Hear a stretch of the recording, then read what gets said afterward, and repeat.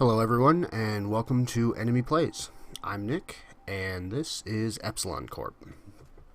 Epsilon Corp is a survival horror game that has a lot of potential, but really isn't all that good in the end. Let's start off by saying the game doesn't tell you how to do half of what you need to know. WASD to move, space to jump, pretty common sense stuff there. C to crouch, had to figure out that on my own. Q and E work as lean left and right, but E also works as your interact button. F is used to pick up items eventually. You switch between items by scrolling up and down, or using 1 through however many items you might have. I can't make it through enough of this game to get more than a handful of items, so it really doesn't matter. So here I am, in a jail cell. I don't know why. I have zero motivation as a character to do anything but leave. So I get out of the jail cell, and let's just go left. So I've got these guys here. You are not actually scary. You're just a hulking frame of whatever. You just look like a prop. You're not really there to do anything. You're just a corpse. You're just a corpse. Cool. Yeah, sure. Oh, hey, you move. Fucking cool. Well, that's... Oh, shit. Yeah, you can actually hurt me. That's good to know. Door locked. Requires a key to open. Alright, let's backtrack.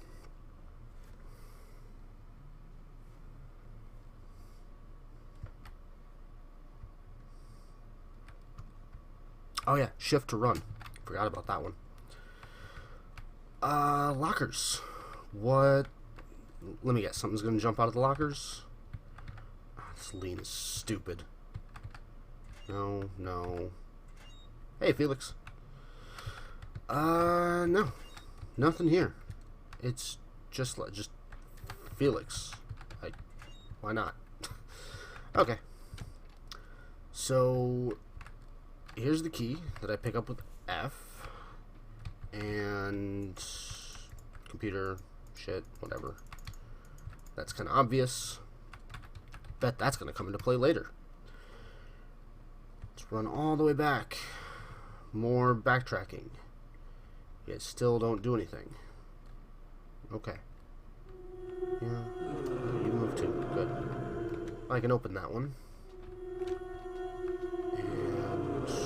Here. Let's go to this one first. Got a note, which I can barely read. Security Chief Kiff. Security room in need of renovation. The wall may be destroyed. Solve the problem quickly. That's the game's vague way of telling me that the wall that I've already passed. Why is there semen on the note? I didn't notice that until just now. That might be the creepiest part. What the fuck? Alright. Let's go down. We're gonna get the wrench. Pick that up. Scroll up to get my wrench like I'm playing fucking Duke Nukem or something.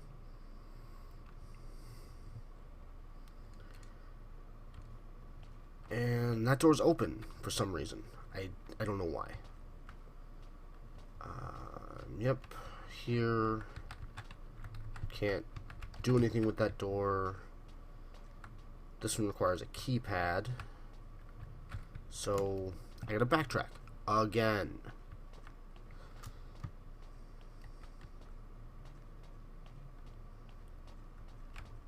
Oh, the walls. I want to point out the walls real quick. You see this shit? It's fucking... That's a door. That's the same door.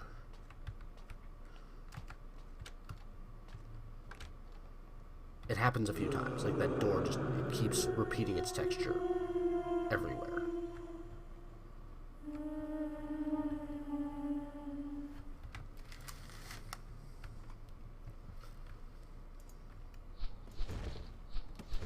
Smash open the wall and awkwardly get in here. Hey, a dog. Ooh, a dog. I want to pet the doggy. Doggy. Let's go pet the doggy. Where's the doggy?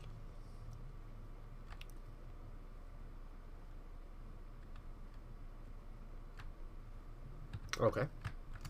Is that a finger? I got a fucking finger for this game. open this door, and there's the doggy. Pet the doggy. Now, come on. So, this is the hardest part of the game for me. Hearing the dog whimper in pain like that, I can't do animal cruelty shit. I fucking hate that. Also, dog has a human head. Why the fuck does it sound like a dog?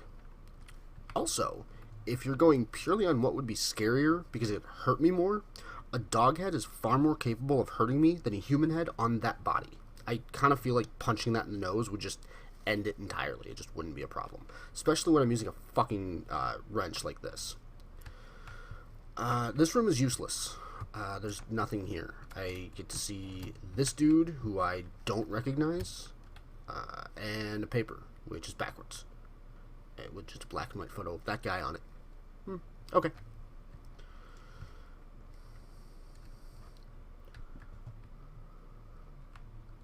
That's where I came from.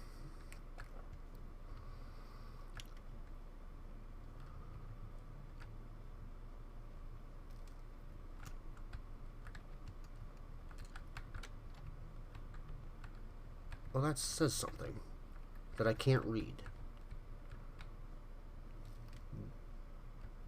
Chris? I have no idea.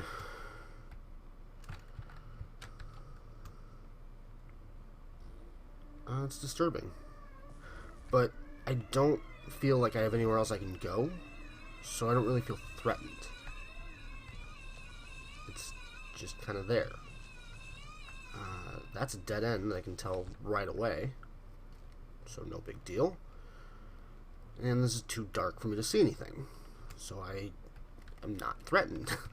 I don't really know what... It can't... Oh, it just lifted me up here. That's weird. Here's more graphical bullshit. This is a vent. These are vent covers, not the inside of a vent. This is not how a vent works.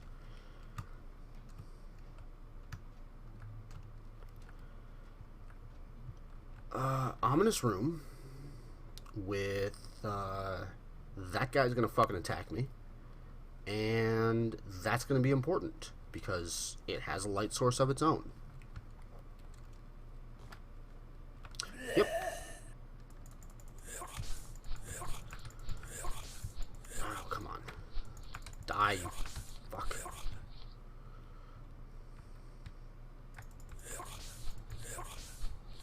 I don't even feel like I'm hitting it half the time. Pretty sure I'm not. And I stand up when it hits me.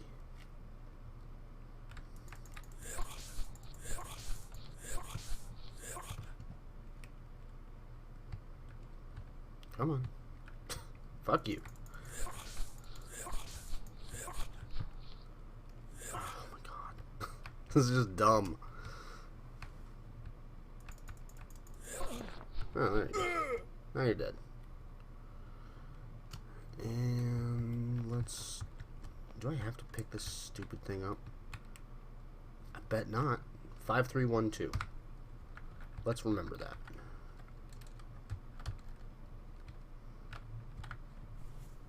Just in case. Let's take it with. A door that opens a different way for no good reason. What am I opening? That? Okay.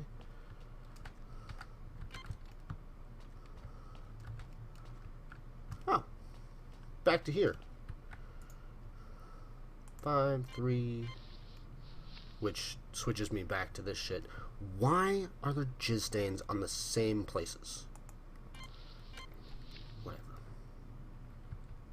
It still says access denied. I still don't have access. Okay. Cool. Again. And then we move on to here. Now, this is the point where the game crashes on me, and I can't do anything more. So we're just going to pause on that screen and hold it right there. kind of going to go into a review on all this and just kind of explain a little bit. Here's where I feel the game fell short. The texture effects are awful. You've got vent covers in ventilation shafts. You've got doors that randomly appear in places. The lighting effects are kind of shitty. The paper is lit up by itself. I get that that's there, so it tells you, hey, this is important. You need to know this. Pick it up. That's fine. There are probably better ways to do that. The game isn't so big that I couldn't figure that out on my own anyway. So that's fine. There's no button mapping. I can't change what buttons do what. And for a simple type game, that's not a huge deal. But it does help to at least give me an idea of what I can do. There is no map given in the game for what buttons do what, and it's really difficult making you figure out what you need to do from the beginning. The biggest thing here, because this involves the theme of the game, it's not just mechanical, and mechanical shit can get fixed. Everybody gets better at what they do, but this is the theme of the game, and this is where it gets missed, is you're not immersed in the game. I don't feel immersed. Other horror games immerse you by making the world feel real. It makes you physically open doors instead of just clicking to open. It makes enemies actually push you around and shove you, and when you hit them, if you even can, there's a visceral feel to it. There's a thud, or there's a splat, or there's something that makes it feel like what you're seeing is really what's happening. And it gets you into that mindset.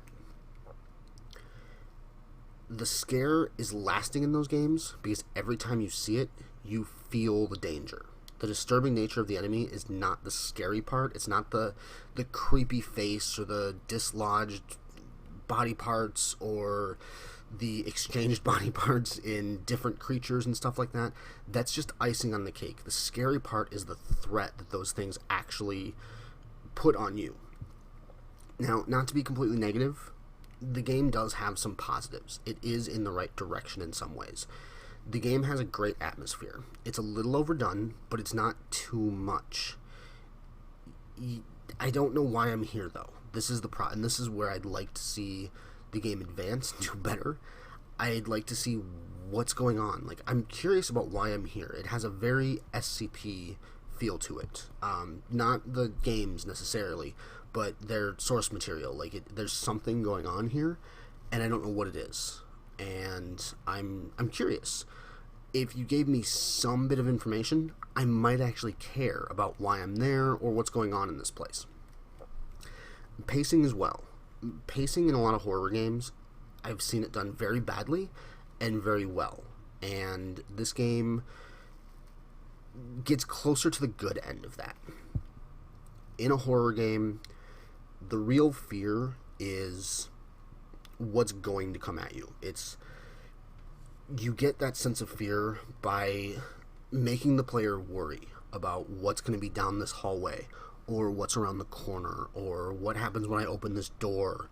And 90% of the time, there's nothing there. You only need to do it like once in every 10 times or so, where you actually scare the player, and that refreshes that fear of, oh man, what's going to be around this corner, or what's going to get me, how do I escape from this thing, all of that. Like, you don't need to do it every single room or every single corner, and that's where this game, they didn't go overboard. You could probably do less. It felt like very planned and very timed, and it was deliberate. It wasn't just thrown around like wherever you could fit it necessarily, because there were empty spaces where, you know, there could be a sense of dread. But again, like the ghost coming at me kind of a thing was, I had explored everything else that was around, and I know logically there's nowhere else I can go, and this thing doesn't seem threatening. It just seems disturbing. And maybe there's more to it later. Maybe, you know, something is coming with that and it's building to something, and that could be cool. But right now, I don't have any sense of what it is. So I just feel kind of nonplussed by the whole thing. So all in all, I mean, this game is it's $3 on Steam right now, and it's not bad. It's not great.